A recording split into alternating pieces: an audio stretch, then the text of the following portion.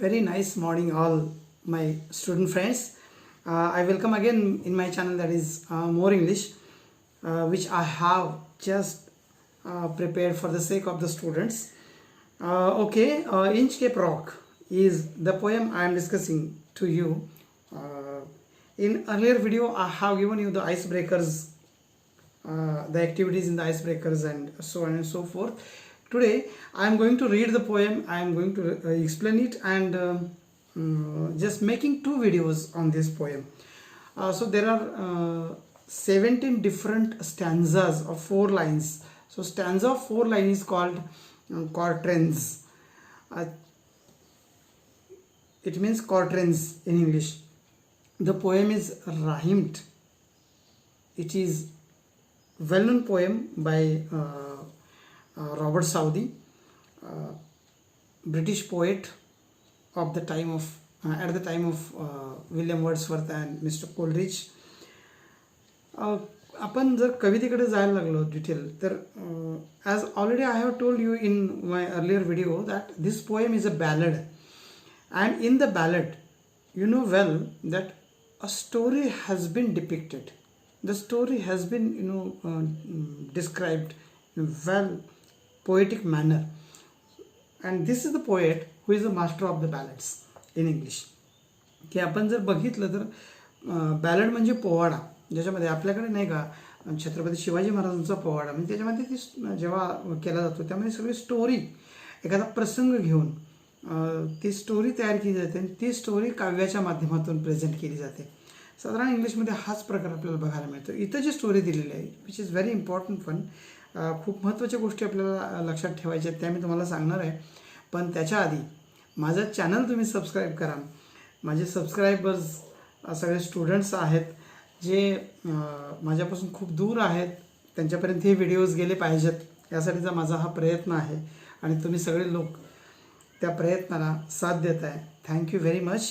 Okay, so Inchcape रॉकमध्ये 2 महत्त्वाचे characters आहेत. जसं की मी आधी एका व्हिडिओमध्ये बोललो होतो, व्हर्च्यू अँड व्हायसेस और virtues and vices play very very vital role in human life. सद्गुण आणि दुर्गुण हे माणसाच्या आयुष्यामध्ये फार महत्त्वाचं काम भूमिका पार पाडताना बघायला मिळतात. आपल्याला इथं 2 कॅरेक्टर्स आहेत. नंबर 1 द ॲबट ऑफ ॲबरब्रोथॉक हे एक पात्र आहे, and one more character sir Ralph the Rover असं दुसरं पात्र आहे. A character is going to stand for virtue, another character is going to stand for vices. A character is going to stand for hero, another character is going to stand for villain. A character is going to stand for goodness, another character is going to stand for badness. तर अशी ही 2 characters आहेत. आपण कुठलं character गुडनेससाठी कुठलं बॅडनेससाठी आपण पोएममध्ये बघायचं आहे, पण त्याच्यात अजून एक महत्त्वाचा फॅक्टर आहे, तो म्हणजे कवितेचं title the Inchcape rock.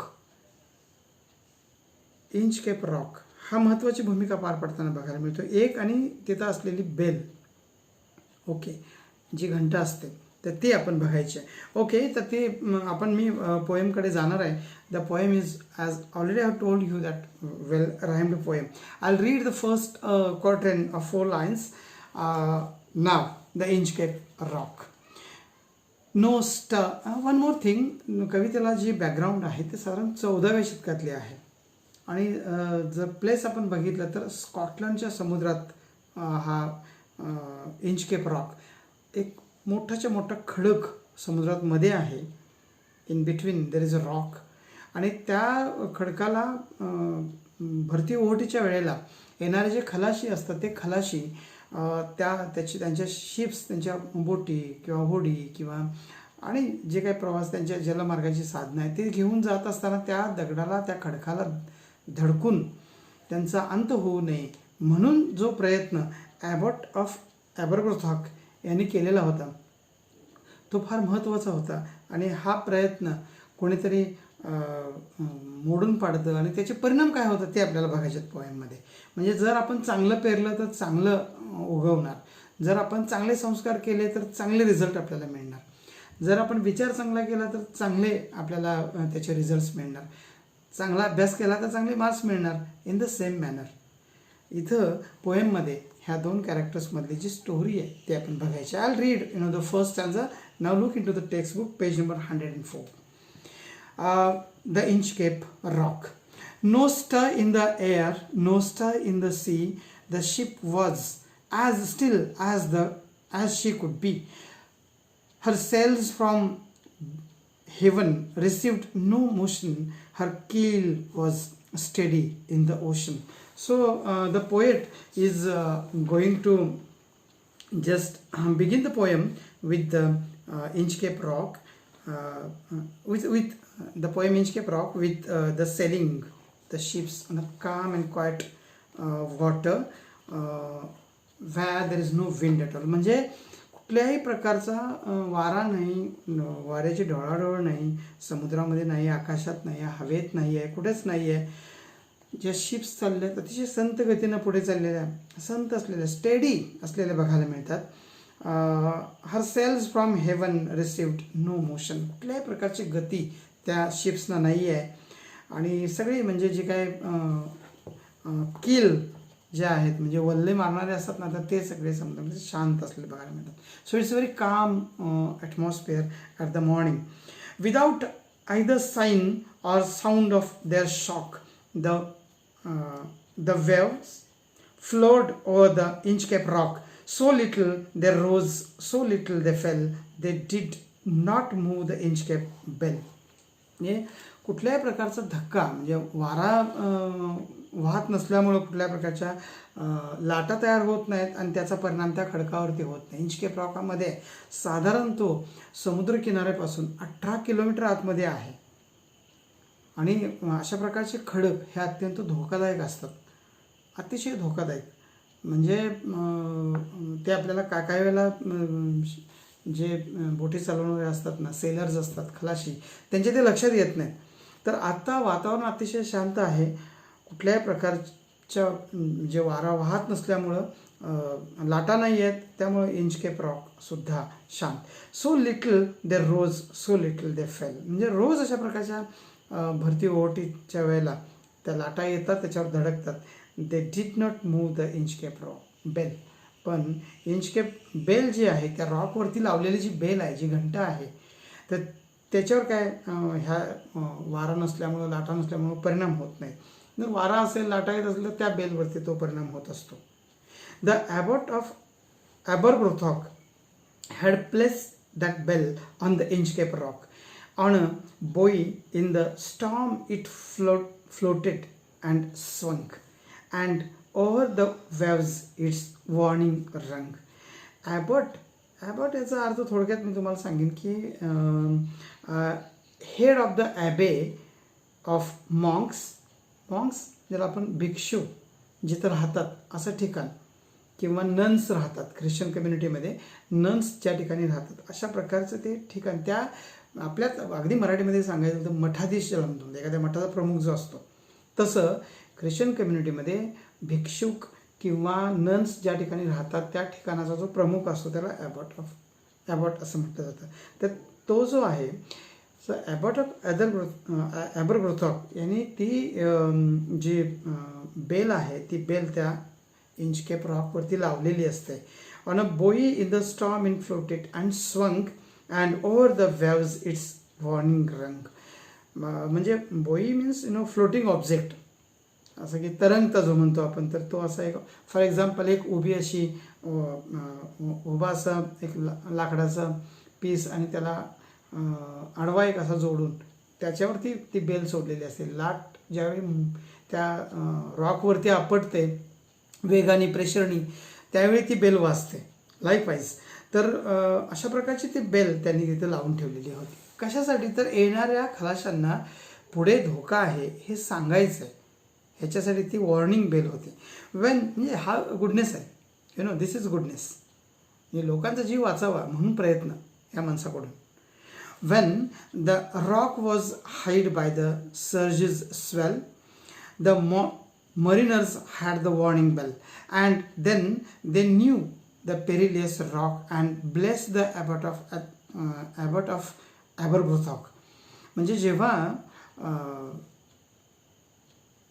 लाटा मोठमोठ्या प्रमाणात त्या खडकावरती आदळायला आपटायला सुरुवात करतात. त्यावेळी ती लपवलेला जो खडक आहे ना, तो खडक म्हणजे ऑलरेडी पाण्यात जातो आणि त्यावेळी ती जे खलाशी असतात सगळे त्यांना ती वॉर्निंग बेल वाजायला लागते आणि वॉर्निंग बेल वाजायला लागल्यामुळे त्यांना पुढे धोका आहे, पेरिलियस रॉक, धोकादायक पुढे दगड आहे ह्याची जाणीव होते आणि म्हणून मग ते लोक सगळे ॲबरब्रोथॉकला धन्यवाद देत पुढे येतात सगळे नाविक. म्हणजे एखाद्याचा जीव वाचवणं ह्याच्या इतकं पुण्य जगामध्ये कुठलंही नाही आणि हे त्या ॲबरब्रोथॉकने केलेलं बघायला मिळतं. The sun in heaven was shining gay, all things were joyful on that day, the sea birds screamed as they wheeled round and there was joyance in their sound. म्हणजे सूर्यसुद्धा अशा प्रकारचा चमकदार त्या दिसत होता, जणू काय तो स्वर्गातून अवतरलेला वाटत होता. सगळीकडे आनंदी आनंद, तो दिवस अत्यंत आनंदाचा होता. सगळे जे सी बर्ड्स आहेत ना, ते बर्ड्ससुद्धा त्यांचा जो साऊंड त्यांचं जे चालू आहे त्या सी बर्ड्सचा प्रोड्यूस करण्याचं ते असेल किंवा ते चक्राकार गतीने फिरत आहेत, they are delightful in mood. म्हणजे त्यांचा आवाज जो आहे त्या पक्ष्यांचा, सी बर्ड्सचा, तो सुद्धा एक आनंद प्रतीत करणारा आहे, व्यतीत करणारा बघायला मिळतो. So atmosphere is very happy and delightful one. The buoy of the Inchcape Bell was seen a darker speck on the ocean green. Sir Ralph the rover walked his deck and he fixed his eye on the darker speck. म्हणजे ती जी लटकवलेली bell असते ना, ती bell, त्या बेलवरती a darker speck on the ocean green, समुद्र हिरवागार असा दिसतो आणि त्याच्यामध्ये एक डार्क असा स्पेक, ज्याला आपण चष्मा म्हणतो, तशा प्रकारचं दिसायला लागतं. आणि त्याच्यावर सर राल्फ द रोवर नावाचा हा जो माणूस आहे, ॲक्च्युली इज अ पायरेट, लक्षात घ्या. याला आपण समुद्री चाचे म्हणतो, लुटारू म्हणतो. समुद्रातल्या आणखी काही नावाड्यांना, खलाशांना लुटायचं आणि प्रचंड श्रीमंत व्हायचं, अशा प्रकारचे हे चाचे असतात. तर त्याला तो हा राल्फ द रोवर आहे. आणि तो आपल्या डेकवरनं, डेक म्हणजे वरचा मजला, बोटीचा वरचा मजला, जहाजाचा वरचा मजला, त्याच्यावरून तो बघतो आणि आपली नजर त्या डार्क स्पेकवरती तो फिक्स करतो. He felt the cheering power of spring, it made him whistle, it made him sing. His heart was mirthful to excess, but the rover's mirth was wickedness.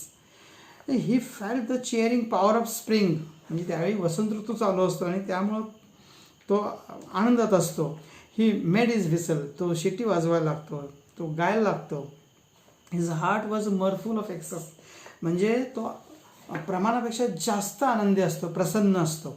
पण ह्या रोवरचा प्रसन्नपणा जो आहे, राल्फ रोवरचा जो आनंदीपणा आहे, याच्या मागे एक दुष्टपणा लपलेला बघायला मिळतो. म्हणजे दुष्ट अशा प्रकारचा नाही का, आपल्या हिंदी सिनेमामधून एखादा विलन खूप मोठ्या प्रमाणात किंवा पद्धतीने हसायला लागतो, आजकट विचकट दात काढून तो हसायला लागतो, म्हणजे त्याच्या पाठीमागे दुष्ट भावना असतात. तसं ह्या राल्फच्या बाबतीत आपल्याला बघायला मिळतं. So he is very happy, but behind that his wickedness is there. His eye was on the Inchcape float. Quoth he, my men put out the boat and row me to the Inchcape rock, and I will plug the abbot of Aberbrothok. तो म्हणतो की म्हणजे त्याचे जे डोळे होते ते डोळे त्या तरंगणाऱ्या बेलवरती, इंचकेप बेलवरती रोखलेले होते. कोथ असा एक वर्ड इथं आला आहे, विच इज, याच्या आधीसुद्धा ब्लेस्ड नावाचा एक वर्ड येऊन गेला आहे. तर हे जुन्या इंग्लिशमधले वर्ड्स आहेत, which we say archaic words. Quoth said, okay, तो म्हणतो की my men put out the boat, माझी माणसं सगळी एका ओळीनं, and row me to the Inchcape Rock, त्या इंचकेप रॉकवरती माझ्या बोटी ओळीने तिथं नेऊन ठेवतील, घेऊन जातील. And I will plague the abbot of Aberbrothok, म्हणजे तो जो पॉईंट आहे, जो ट्रबलसम आहे, जे लावलेलं जे बेल आहे ते त्या ह्याला ट्रबलसम वाटायला लागतं, ते तो काढायचा विचार त्याचा आहे. Okay. Next quadrant, see, the boat is lowered, the boatmen row, and to the Inchcape Rock they go. Sir Ralph bent over from the boat and he cut the bell from the Inchcape float. म्हणजे त्या sir Ralph rover जो आहे त्याच्या बोटमेन अनेक आहेत, बोटी ज्या अनेक आहेत, तर ते तो ओळीनं घेऊन तिथपर्यंत एका रोमध्ये एका पंक्तीनं तो घेऊन जातो आणि आपल्या बोटीतूनच ती बेल तो कट करतो, कापतो तो आणि फेकून देतो. तो म्हणजे असं सर वागतो तो ह्याच्यातून बोटीमधून बेल कापतो आणि येस फेकून देतो. Down sunk the bell with a gurgling sound. The bubbles rose and burst around, quoth Sir Ralph. The next who comes to a rock wasn't Bliss, the abbot of Aberbrothock. Bell काढतो, आतमध्ये फेकतो आणि मग ती bell आतमध्ये गटांगळ्या खात गुरगुर असा आवाज करत किंवा गुडगुड आवाज करत अशी खाली जाते. बबल्स बाहेर येतात, बुडबुडे बाहेर येतात आणि तो राल्फ असं म्हणतो, आता यापुढे जे कोणी खलाशी येणार ते ॲबट ऑफ ॲबरब्रोथॉकला धन्यवाद म्हणणार नाहीत, थँक्स म्हणणार नाहीत, त्याला ब्लेसिंग्स देणार नाहीत, कारण आता बेल नसणार. म्हणजे एक चांगलं काम होतं, ते चांगलं काम त्याचं खरं तर म्हणजे विनाश करायचं काम हे राल्फने केलेलं बघायला मिळतं. Sir Ralph rover sailed away. He scoured the seas for many a day, and now, grown rich with plunder's store, he stirs his course for Scotland's shore. आता सर राल्फ तिथून पुढे आपल्या बोटीनं पुढे जातो. तो फ्रीली ट्रॅव्हल करणे, तो freely travel करत करत अगदी आपल्या त्या स्कॉटलंडच्या किनाऱ्याच्या दिशेनं तो आपली जहाजं घेऊन जातो, म्हणजे जायचा तो प्रयत्न करतो. So thick a haze, oh, air spreads the sky. They cannot see the sun on high. The wind hath blown a gale all day. At evening it hath died away. म्हणजे हळूहळू धुकं पडायला सुरू होतं. हेज म्हणजे mist, धुकं पडायला, सगळीकडे आकाशात धुकं दिसायला लागतं.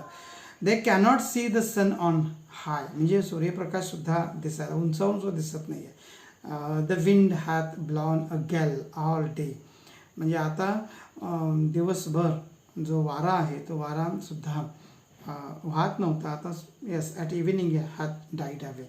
आणि आता हॅथ असा एक वर्ड इथं आला, हॅज, सायंकाळच्या वेळेला आता वातावरण चेंज झालेलं बघायला मिळतं. On the deck the rover takes his stand, so dark it is they see no land. Quoth Sir Ralph, it will be lighter soon, for there is dawn of the rising moon. आता त्या डेकवरनं म्हणजे त्या जहाजाच्या वरच्या मजल्यावरनं जो rover आहे हा Ralph rover उभा राहिलेला असतो आणि तिथून तो so dark it is they see no land. आता जमीन त्यांना दिसत नाही, सगळं डार्कनेस दिसायला लागतो. त्यावेळी तो राल्फ असं म्हणतो, it will be lighter soon, आता लवकरच प्रकाश पडेल. For there is the dawn of rising moon, म्हणजे आता पहाट होईल, सकाळ होईल असं वाटायला लागतं. Canst hear said one, the breakers roar, for methinks we should be near the shore. Now where we are I cannot tell, but I wish I could hear the Inchcape bell. आता आपण ऐकू शकत नाही आहोत. कान्स्ट here, एक जण त्यातला म्हणतो, द ब्रेकर्स रोअर, म्हणजे मोठ्यानं बोलतो असं तो, की आपण आता ऐकू शकत नाही. फॉर मेथिंग्स मला असं वाटतं, तो असं म्हणतो की we should be near the shore, की आपण आता किनाऱ्याजवळ आलो आहे. Now where we are I cannot tell, पण आता कुठे नेमके आहोत आम्ही सांगू शकत नाही, मी सांगू शकत नाही. But I wish I could hear the Inchcape bell, पण मला असं माझी इच्छा अशी आहे की मी ती इंचकेप बेल ऐकू शकेन. They hear no sound, the swell in strong, through the wind hath fallen, they drift along, till the vessel strikes with a shivering shock. Oh Christ, it is the Inchcape Rock. आणि आता आम्ही ते त्यातला ते लोक बाकीचे म्हणतात की आम्ही आता ते इंचकेप बेल जी आहे ती आम्ही ऐकू शकत नाही, आता ती स्वेल इट स्ट्रॉंग आता गेली ती खाली, म्हणजे आता वाहून जाण्याची वेळ आली आहे आता. थॉट दे विन, म्हणजे आता वारा एवढा प्रचंड आहे की त्यामुळे आता हे जातील. टिल द व्हेसल स्ट्राईक्स, म्हणजे विथ अ शिवरिंग शॉक, जोरजोरानं त्या लाटांचे धक्के बसत असतात त्या खडकावरती, आणि मग त्यांच्या लक्षात ओ ख्राइस्ट, जसं आपण ओ गॉड म्हणतो तसं it is the Inchcape rock. आता ते त्या इंचकेप रॉकला जणू धडकतात असं वाटायला लागले. Sir Ralph the rover tore his hair, he cursed himself in his despair. The waves rush in every side. The ship is sinking beneath the tide.